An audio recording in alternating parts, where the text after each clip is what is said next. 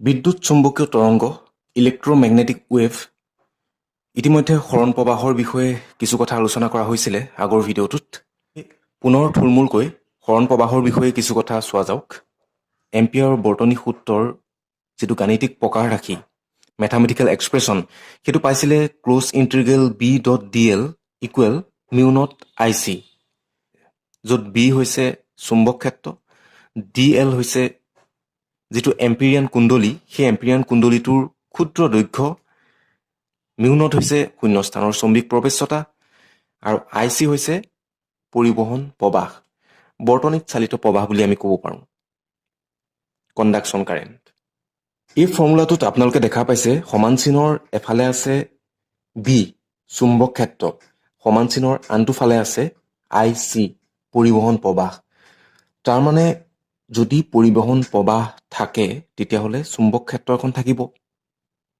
পৰিবহণ প্ৰবাহ থাকিলে আমি চুম্বক ক্ষেত্ৰখনৰ মান নিৰ্ণয় কৰিব পাৰিম কোনো বৰ্তনীৰ মাজেৰে যেতিয়া প্ৰবাহ চালিত হয় তেতিয়াহ'লে তাৰ চাৰিওফালে এখন চুম্বক ক্ষেত্ৰ যে উৎপন্ন হয় সেই কথা আমি অৰেষ্টডৰ পৰীক্ষাৰ পৰাও গম পাইছিলোঁ জানিছিলোঁ তাৰপাছত বায়'চেভাৰ্ট নামৰ বিজ্ঞানীজনে এটা ফৰ্মুলা আগবঢ়াইছিলে যাৰ দ্বাৰা প্ৰবাহচালিত পৰিবাহীৰ কাষত চুম্বক ক্ষেত্ৰখনৰ মান আমি নিৰ্ণয় কৰিব পাৰোঁ চুম্বক ক্ষেত্ৰখন আমি জুখিব পাৰোঁ বায়'চেভাৰ্টৰ পাছত এম্পিয়াৰ নামৰ বিজ্ঞানীজনে বায়'চেভাৰ্টৰ সূত্ৰৰ বিকল্প হিচাপে এম্পিয়াৰৰ বৰ্তনী সূত্ৰটো আগবঢ়াইছিলে এম্পিয়াৰৰ বৰ্তনী সূত্ৰৰ দ্বাৰাও আমি প্ৰবাহচালিত পৰিবাহীৰ চাৰিওকাষত উৎপন্ন হোৱা চুম্বক ক্ষেত্ৰখনৰ মান নিৰ্ণয় কৰিব পাৰোঁ চুম্বক ক্ষেত্ৰখন জুখিব পাৰোঁ এতিয়া এই সমীকৰণটোৰ পৰা আমি দেখিলোঁ যে পৰিবহণ প্ৰবাহ থাকিলে চুম্বক ক্ষেত্ৰখন থাকিব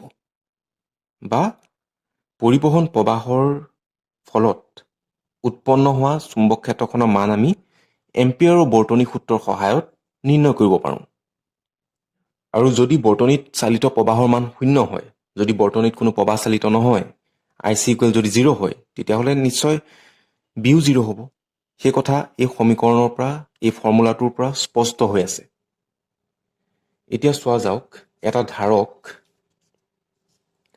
পৰিৱৰ্তী বিভৱৰ উৎসৰ সৈতে সংযোগ কৰা হৈছে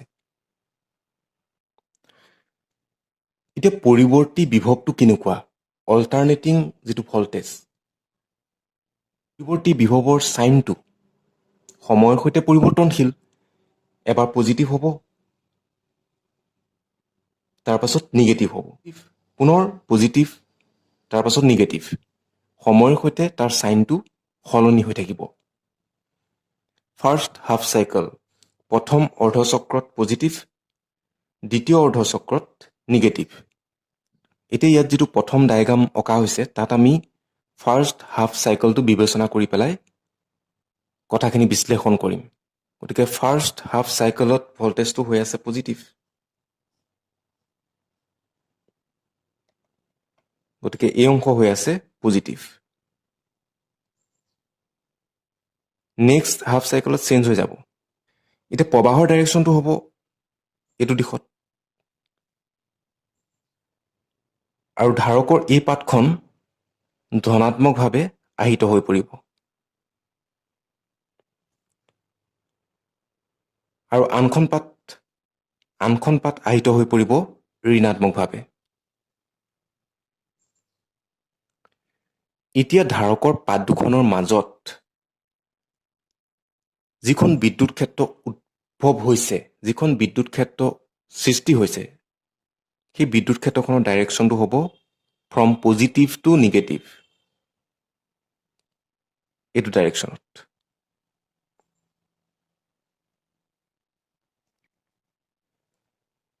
এতিয়া ছেকেণ্ড হাফ চাইকেলটো আমি বিবেচনা কৰোঁ ছেকেণ্ড হাফ চাইকেলত পোলাৰিটিটো চেঞ্জ হৈ যাব মেৰুটো সলনি হৈ যাব চিত্ৰত দেখা পাইছে ইয়াত গ্ৰাফিকেলি পটেনচিয়েলটো দেখুওৱা হৈছে এই অংশত ছেকেণ্ড হাফ চাইকেলত এই অংশ হ'ব ঋণাত্মক আৰু আনটো অংশ হ'ব ধনাত্মক চাওক পোলাৰিটিটো চেঞ্জ হৈ গৈছে। দুইটা ক্ষেত্ৰতে একে নহয়, ভালদৰে মন কৰিব। পোলাৰিটি চেঞ্জ হৈছে, মেৰু সলনি হৈছে।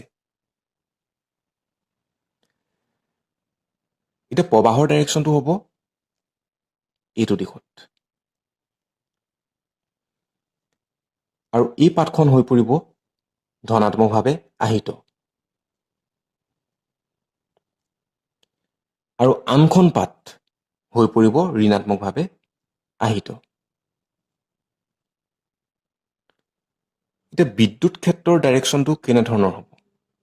ইলেক্ট্ৰিক ফিল্ডৰ ডাইৰেকশ্যনটো ফ্ৰম পজিটিভ টু নিগেটিভ।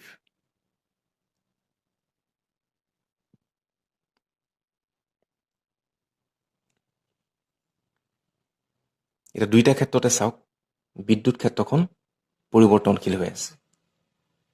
সময়ৰ সৈতে বিদ্যুৎ ক্ষেত্ৰখন পৰিৱৰ্তনশীল হৈ আছে। ডাইৰেকশ্যনটো সলনি হৈছে, বিদ্যুৎ ক্ষেত্ৰৰ মানৰো কিন্তু পৰিৱৰ্তন হৈছে। যেতিয়া পোলাৰিটি চেঞ্জ কৰা হয়, তেতিয়া এনেকুৱা নহয় যে ইমিডিয়েট ইয়াত আধান গৈ পেলাই জমা হৈ যায়গৈ। আধানবিলাক লাহে লাহে জমা হ'বলৈ আৰম্ভ কৰে। গতিকে বিদ্যুৎ ক্ষেত্ৰৰ মানটো পৰিৱৰ্তন হৈছে। বিদ্যুৎ ক্ষেত্ৰৰ ডাইৰেকশ্যনো চেঞ্জ হৈছে। এতিয়া এম্পিয়াৰৰ বৰ্তনী সূত্ৰ যদি আমি ইয়াত প্ৰয়োগ কৰোঁ, পাত দুখনৰ বাহিৰত যিটো প্ৰবাহ চালিত হৈ আছে, সেইটো হৈছে পৰিবহণ প্ৰবাহ। মানে বৰ্তনীত চালিত প্ৰবাহটো হৈছে পৰিবহণ প্ৰবাহ। এই পাত দুখনৰ বাহিৰত আমি এম্পিয়াৰৰ বৰ্তনী সূত্ৰ প্ৰয়োগ কৰি চুম্বক ক্ষেত্ৰখনৰ মান নিৰ্ণয় কৰিব পাৰিম, কোনো সন্দেহ নাই। ধাৰকৰ পাত দুখনৰ মাজত কোনো মাধ্যম নাই, বায়ু শূন্য, ভেকুৱাম। পাত দুখনৰ মাজত কোনো প্ৰবাহ চালিত হৈ থকা নাই, গতিকে আমি পাত দুখনৰ মাজত চুম্বক ক্ষেত্ৰখন নিৰ্ণয় কৰিব নোৱাৰোঁ, কাৰণ প্ৰবাহ যিহেতু নাই, প্ৰবাহ যিহেতু শূন্য। কিন্তু দেখা গ'ল যে পাত দুখনৰ মাজত যদি চুম্বক শলা এডাল ৰখা হয়, তেতিয়াহ'লে সেই চুম্বক শলাডালে কিন্তু বিক্ষেপণ দেখুৱায়। ধাৰকৰ পাত দুখনৰ বাহিৰত চুম্বক শলাই বিক্ষেপণ দেখুৱায়, সেইটোলৈ আমি আচৰিত হ'বলগীয়া একো কথা নাছিলে, কাৰণ প্ৰবাহ চালিত হৈ আছে পাত দুখনৰ বাহিৰত। কিন্তু পাত দুখনৰ মাজততো কোনো প্ৰবাহ চালিত হৈ থকা নাই। তেনে ক্ষেত্ৰত পাত দুখনৰ মাজত কিয় চুম্বক শলাই বিক্ষেপণ দেখুৱাইছে? মেক্সৱেল নামৰ বিজ্ঞানীজনে তেতিয়া চিন্তা কৰিছিলে যে পাত দুখনৰ মাজত আচলতে প্ৰবাহ চালিত হৈছে, কাৰণ প্ৰবাহ চালিত নোহোৱাকৈ চুম্বক ক্ষেত্ৰখন আমি পাব নোৱাৰোঁ। কাৰণ এম্পিয়াৰৰ যিটো বৰ্তনী সূত্ৰ, তাত প্ৰবাহ আৰু চুম্বক ক্ষেত্ৰৰ সম্পৰ্কৰ কথা কোৱা হৈছিলে। এতিয়া ইয়াত ধাৰকৰ পাত দুখনৰ মাজত যিহেতু চুম্বক শলাই বিক্ষেপণ দেখুৱাইছে, চুম্বক ক্ষেত্ৰখন আছে, নিশ্চিতভাৱে তাত কোনো প্ৰবাহ চালিত হ'ব লাগিব। মেক্সৱেলে তেনেদৰে ভাবিছিলে, আৰু তেখেতে যিটো প্ৰবাহ চালিত হৈ আছে বুলি ধাৰণা কৰিছিলে, সেই প্ৰবাহটোৰ নাম দিয়া হ'ল সৰণ প্ৰবাহ, ডিছপ্লেচমেণ্ট কাৰেণ্ট। আৰু ধাৰকৰ পাত দুখনৰ মাজত কি হৈ আছে সেয়াটো ইতিমধ্যে মই উল্লেখ কৰিলোৱেই। ধাৰকৰ পাত দুখনৰ মাজত পৰিৱৰ্তনশীল বিদ্যুৎ ক্ষেত্ৰ এখন আছে, যিখন বিদ্যুৎ ক্ষেত্ৰ সময়ৰ সৈতে পৰিৱৰ্তন হৈ আছে, যিখন বিদ্যুৎ ক্ষেত্ৰৰ মান আৰু দিশ সময়ৰ সৈতে পৰিৱৰ্তন হৈ আছে। আৰু মেক্সৱেলে দেখিলে যে এম্পিয়াৰৰ বৰ্তনী সূত্ৰ প্ৰয়োগ কৰি যিহেতু ধাৰকৰ পাত দুখনৰ মাজত থকা চুম্বক ক্ষেত্ৰৰ মান আমি নিৰ্ণয় কৰিব নোৱাৰোঁ, গতিকে এম্পিয়াৰৰ বৰ্তনী সূত্ৰটো কিছু মডিফাই কৰিব লাগিব। বাহিৰত আমি উলিয়াব পাৰিছোঁ, পাত দুখনৰ বাহিৰত চুম্বক ক্ষেত্ৰৰ মান আমি নিৰ্ণয় কৰিব পাৰিছোঁ, কিন্তু পাত দুখনৰ ভিতৰত যিহেতু চুম্বক ক্ষেত্ৰৰ মান আমি নিৰ্ণয় কৰিব পৰা নাই, গতিকে এম্পিয়াৰৰ বৰ্তনী সূত্ৰটো কিছু নতুন কৰিব লাগিব। আৰু এম্পিয়াৰৰ বৰ্তনী সূত্ৰটোত তেখেতে নতুন এটা টাৰ্ম যোগ কৰিছিলে সমান চিনৰ সোঁফালে, সেইটোৱেই হৈছে সৰণ প্ৰবাহ। সেই পদটোৱে আছিলে সৰণ প্ৰবাহ, ডিছপ্লেচমেণ্ট কাৰেণ্ট। এতিয়া সৰণ প্ৰবাহ বুলি তেখেতে উল্লেখ কৰিলেইতো নহ'ব, সৰণ প্ৰবাহৰ প্ৰকাৰ ৰাশি দিব লাগিব, আৰু তেখেতে সৰণ প্ৰবাহৰ প্ৰকাৰ ৰাশি নিৰ্ণয় কৰিছিলে। এতিয়া সেই সম্পৰ্কে চোৱা যাওক। সৰণ প্ৰবাহ, ডিছপ্লেচমেণ্ট কাৰেণ্ট, ইয়াক আই ডিৰে সূচায়। সময়ৰ সৈতে পৰিৱৰ্তনশীল বিদ্যুৎ ক্ষেত্ৰ এখনৰ ফলত সৃষ্টি হোৱা প্ৰবাহক সৰণ প্ৰবাহ ডিছপ্লেচমেণ্ট কাৰেণ্ট আইডিৰে সূচাই ডিছপ্লেচমেণ্ট কাৰেণ্ট বোলা হয়। গাণিতিকভাৱে I D equal epsilon naught D phi E by D T. সৰণ প্ৰবাহে চৌম্বিক ক্ষেত্ৰ এখনৰ উৎস হিচাপে কাম কৰে। নিশ্চিতভাৱে ধাৰকটোৰ পাত দুখনৰ মাজত চুম্বক শলাই বিক্ষেপণ দেখুৱাইছে আৰু চুম্বক শলাই দেখুওৱা বিক্ষেপণৰ পৰা আমি এটা কথা স্পষ্ট যে ধাৰকটোৰ পাত দুখনৰ মাজত চুম্বক ক্ষেত্ৰ এখন আছে। এই চুম্বক ক্ষেত্ৰখন কিহৰ কাৰণে উদ্ভৱ হৈছে? চুম্বক ক্ষেত্ৰখনৰ উৎস কি হ'ব পাৰে? নিশ্চিতভাৱে সৰণ প্ৰবাহেই হ'ব লাগিব। সেয়ে কোৱা হৈছে সৰণ প্ৰবাহেই চৌম্বিক ক্ষেত্ৰ এখনৰ উৎস হিচাপে কাম কৰে। তাৰ পাছত চোৱা যাওক সৰণ প্ৰবাহৰ প্ৰকাৰ ৰাশি নিৰ্ণয়। যিটো প্ৰকাৰ ৰাশি আমি পালোঁ I D equal epsilon naught D phi E by D T. কেনেকৈ পালোঁ, কেনেধৰণে আহিলে সেই সম্পৰ্কে চাওক। তাৰ কাৰণে আমি ধাৰক আহিতকৰণ প্ৰক্ৰিয়া বিবেচনা কৰিব লাগিব। ধাৰক এটা আহিতকৰণ প্ৰক্ৰিয়া বিবেচনা কৰা হ'ল।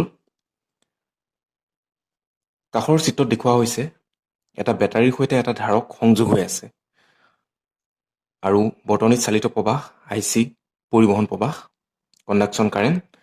বহুতে হয়তো ভাবিব পাৰে যে ইয়াত মই বেটাৰী ল'লোঁ, কিন্তু যিহেতু ইয়াৰ আগৰ যিকেইটা ডায়েগ্ৰাম আঁকিছিলোঁ তাত এ চি ভল্টেজ লৈ পেলাই দেখুওৱা হৈছিলে।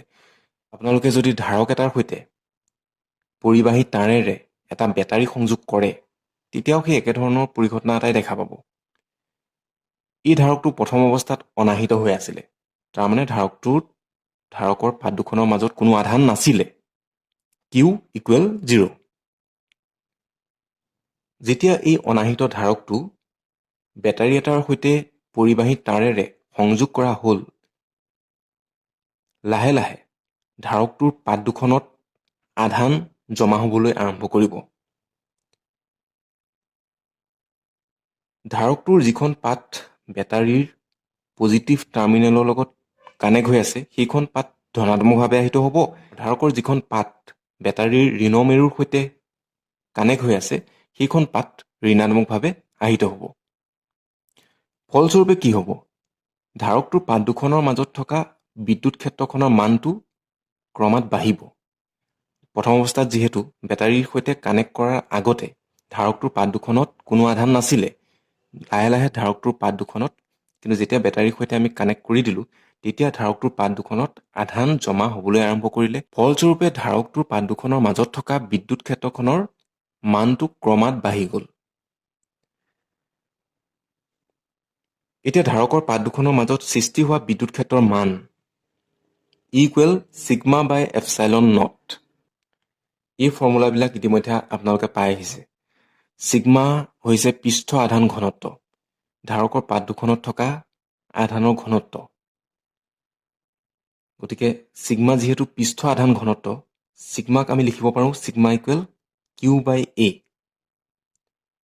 ধৰা হওক ধাৰকৰ পাতখনত থকা মুঠ আধান কিউ, ধাৰকৰ পাতখনৰ কালি এ, তেতিয়াহ'লে sigma equal to Q by A হ'ব। Equal sigma by epsilon naught, ছিগমাৰ ঠাইত আমি লিখিম Q by A by epsilon naught. Finally আমি পামগৈ equal Q by epsilon naught A. আকৌ যদি আমি গাউছৰ সূত্ৰ প্ৰয়োগ কৰোঁ, এতিয়া গাউছৰ সূত্ৰ প্ৰয়োগ কৰিবলৈ যাওঁতে এই পাত দুখনৰ মাজত পাত দুখনৰ সমান কালিৰ এখন পৃষ্ঠ কল্পনা কৰি ল'ব লাগিব।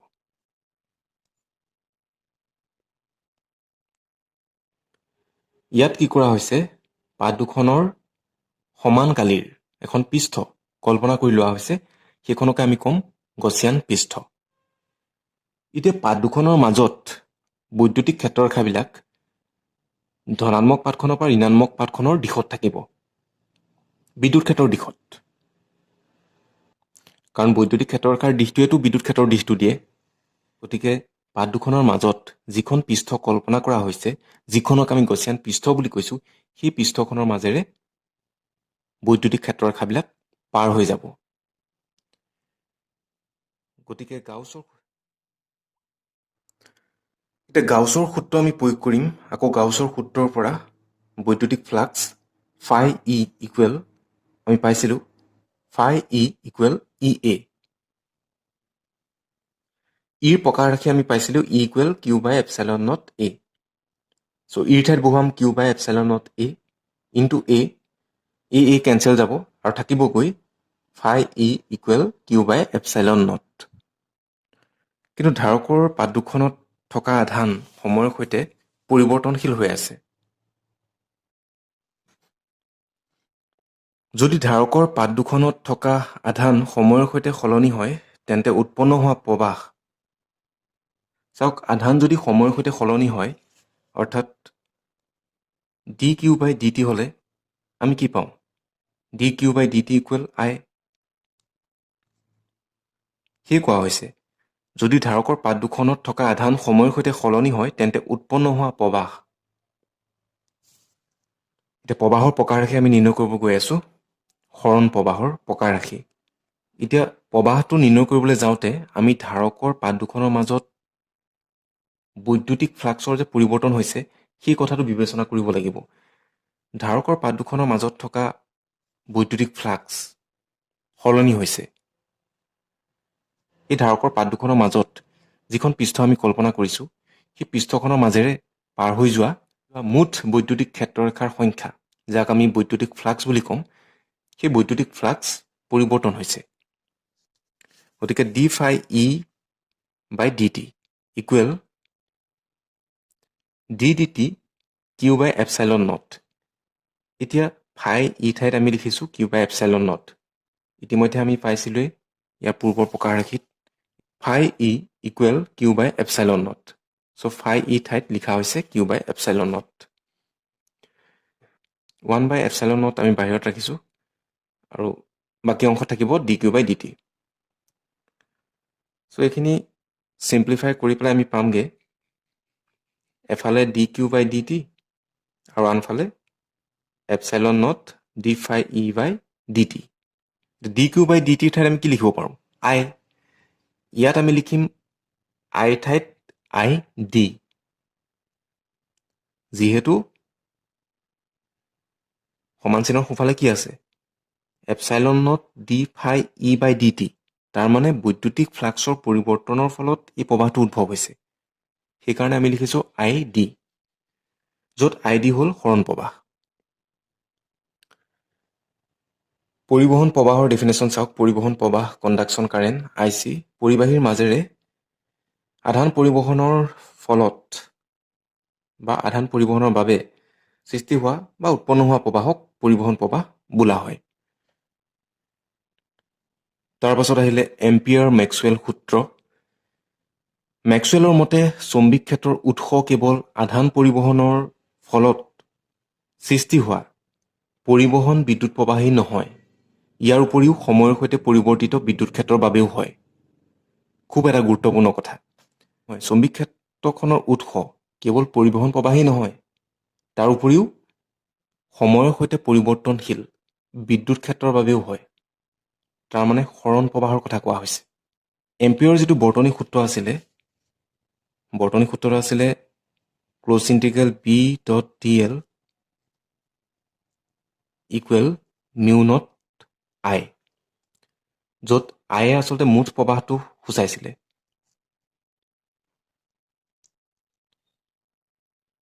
আৰু সেইখিনি সময়ত আচলতে মুঠ প্ৰৱাহ মানে যিটো এম্পিৰিয়ান কুণ্ডলী, সেই কুণ্ডলীটোৱে আৱৰি ৰখা মুঠ প্ৰৱাহক কোৱা হৈছে।